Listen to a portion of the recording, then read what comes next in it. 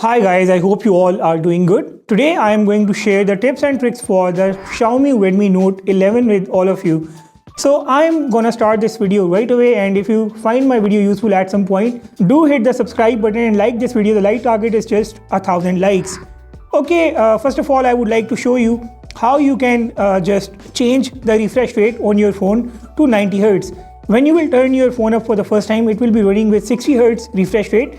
You have to go to the settings of your phone, and inside the settings you have to go to the display settings, and in the display settings you can find the refresh rate right here. It will be set to 60 by default. You have to change it to 90 to make the animations and other elements smooth on your Xiaomi Redmi Note 11. Next up, I would like to show you how you can take a screenshot on your phone.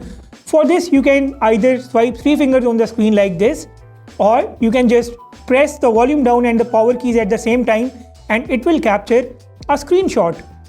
If you want to record the videos on your phone, you can just use the stock screen recorder. Just pull down the notifications panel, and right here you have the screen recorder.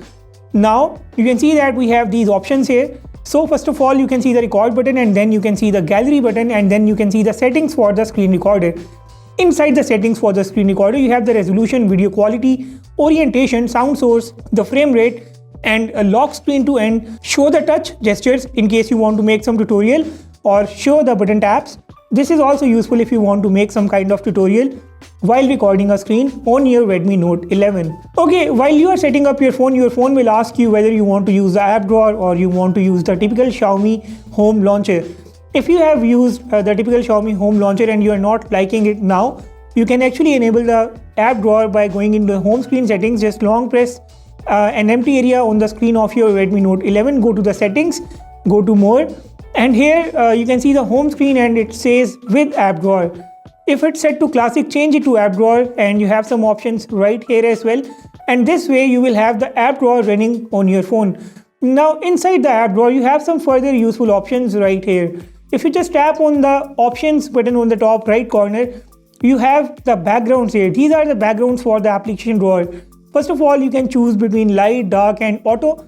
If you want to use dark, you can just minimize the transparency to 0, and now when you will go back, you will have a dark background for the app drawer on your Xiaomi Redmi Note 11. And if you just want to use the light, or you want to use the transparent background like me, you can just go back to the background and apply the 100% transparency to have an app drawer like this one.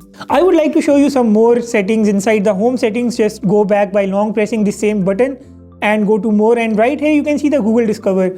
If you don't want the Google Discover to open up every time you swipe towards the right side, you can just turn this off from right here. Right here in the same settings you have the system navigation. If you want to use the navigation gestures, this is how you are going to enable them from the settings, from the home screen settings of your phone. And you can even hide the screen indicator from right here. We have a lot of other options, and this little tutorial to teach you how to use the navigation gestures in a much better way. I like using the buttons because of the convenience, and I always stick to the buttons instead. You can also mirror the buttons. You can just swap the recents, and the back key here, the home key, remains here all the time. Okay, within the same home screen settings, another useful option is the home screen layout. If you want to change the formation of icons on the home screen of your phone, you can just change it to 5x6 to fit more icons into the home screen of your phone, and this applies to the application drawer as well. You can see that we now have a formation of 5x6, and this looks really cool. Within the same home screen settings, another useful option that I would like to show you is the memory status. If you want to view the RAM status of your phone, you can just enable it, and now in the recent applications right here on the top, you will have the memory status of your phone. Right now it says 3.9 gigs of 6 gigs is available. Right here in this screen you have some more options as well, like the cleaner, the security scan, the deep clean, and the manage applications. On the top left side you are seeing the floating windows. If you just click on the floating windows, you will get all the applications that support a floating window. Let's say the Play Store. Now the Play Store has opened up in a floating window, and I can even resize this floating window, and I can move it anywhere on the screen. And this is a lovely feature if you want to use any application in the pop-up view, which is called the floating window in the Xiaomi Redmi Note 11. Okay, next up let's take a look at the always on display feature of this phone. To enable the always on display, you can go to the settings, and right here you have the always on display and lock screen. The always on display has a lot of customization options. You can even add your custom image to the always on display if you wish. And these are all the predefined templates for the clocks and animations on the always on display screen. Now, the always on display will appear only for 10 seconds, and that is a very short amount of time. But if you want to make the always on display stick to the lock screen of your phone, what you can do is you can go to the about phone, and now here about phone section will give you the MIUI version. Just tap the MIUI version for 7 times and you will have the developer options enabled. Developer options will appear under the additional settings. What you have to do is, after enabling the developer options, you have to open the developer options, and here you have to turn off the MIUI optimization. Chances are that you won't be able to find the MIUI optimization feature at first. In case you are unable to find it, what you have to do is go to the bottom of the developer options and tap this reset to default values multiple times. And now you will have the turn on MIUI optimization option here. You have to turn it off, and then you have to accept once the time limit hits. After accepting it, when you will have the always on display mode on the screen of your phone, now the always on display will always remain on the screen of your phone. It won't turn off after just 10 seconds.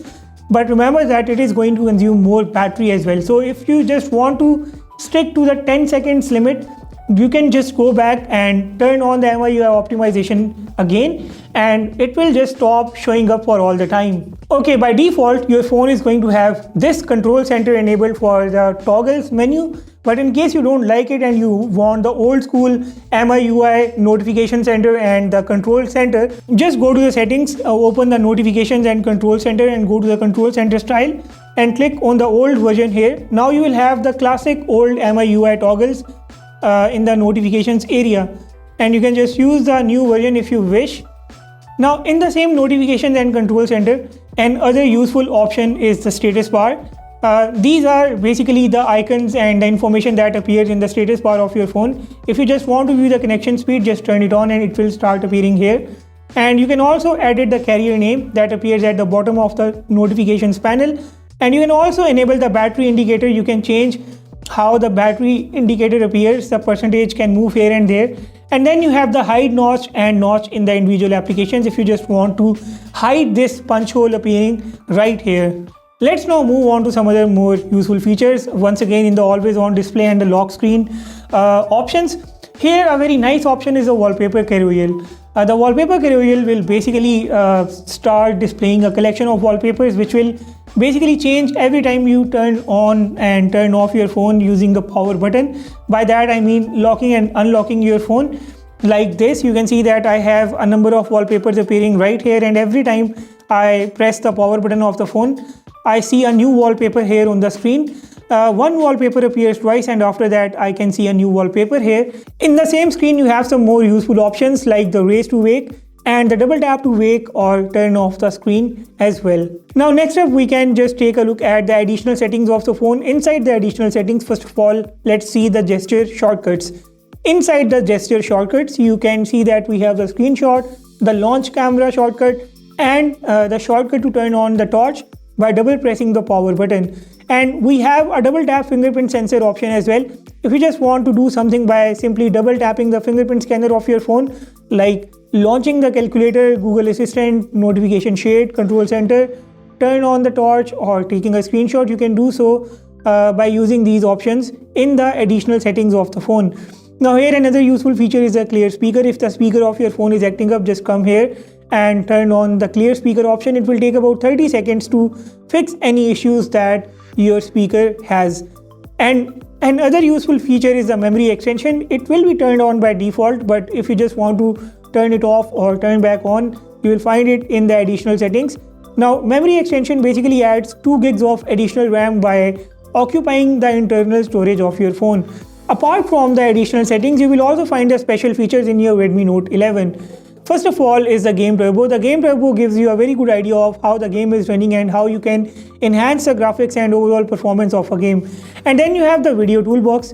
The Video Toolbox basically appears on the top of a video that you are playing on your phone. For example, if I am playing this video right here, and these are the Video Toolbox options, and if I click on the additional features here, it takes me to the Mi Video Player, and inside the Mi Video Player I have a whole lot of new options that make the video viewing and the video enhancement an entirely good experience. You can see that we have all these options here: the audio track, cast, volume, brightness, the playback speed, and so on. Inside the same special features, we have the second space as well. Second space is just like another instance of your phone inside the phone, but this is a private and highly secure instance. And here you also have the Lite Mode. If you are not comfortable with the current UI of the phone, you want larger icons and less visual clutter, you can just turn on the Lite Mode and enjoy a more cleaner look of the MIUI 13 on your Redmi Note 11. One feature that I forgot about is the Dual Apps feature, and this can be used to install a second instance of the social media applications like Facebook, WhatsApp, Twitter, etc. So this will basically let you use two accounts of a same social media instance inside one phone. You can even use two WhatsApp accounts using two different WhatsApp numbers, obviously. You also have an inbuilt app lock. If you want to lock any application, you can use the inbuilt app lock of the Redmi Note 11. You can just use a pattern or pin for the app lock. There is no need to install a third-party app lock, and I really like this feature in the MIUI 13. Before I conclude my video, I would like to show you some camera features as well.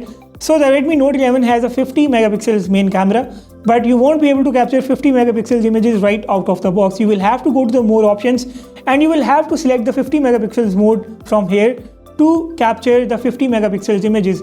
But if you just want to bring the 50 megapixels mode to the camera tray, what you can do is you can go to the more options, click on edit, and drag the 50 megapixels and drop it to the main camera tray of your phone. And now you will have the 50 megapixels mode right here next to the portrait mode, and you can capture highly detailed and very large images to have that crop-in capability. Long pressing the camera shutter button on your Redmi Note 11 will start recording a quick video, and this 15 seconds video will be recorded on the internal storage of your phone. This is a good option just to record a quick video on the go. And that is pretty much it with the Redmi Note 11 tips and tricks. I haven't gone through all the features one by one because I wanted to keep this video straight to the point, and I wanted to share the most important tips and tricks with all of you. I hope you guys liked this video. If you liked it, hit the like button, and if you haven't subscribed to my channel yet, please hit the subscribe button as well. With that being said, I will sign off and see you all in the next one.